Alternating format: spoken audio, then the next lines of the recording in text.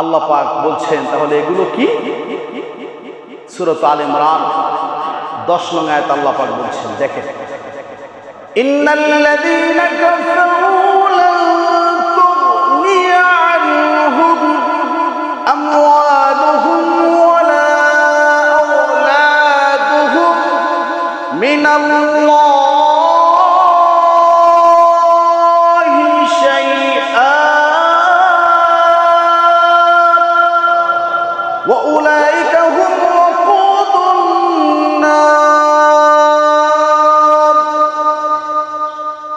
আল্লাহ পাক বললেন, ও অবিশ্বাসীরা জেনে রাখো, আল্লাহর থেকে তোমার সম্পদ তোমাকে কোনো উপকার করতে পারবে না। কিয়ামতের ময়দানে তুমি যদি সব কিছু আল্লাহকে দিয়ে দাও, আল্লাহ আমাকে বাঁচাও, আল্লাহ বলবে না এটার প্রয়োজন আমার নেই, সব কিছু দিয়ে দিবে, আল্লাহ বলবেন না তোমার সন্তান কোনো উপকার করবে না, সম্পদ কোনো উপকার করবে না।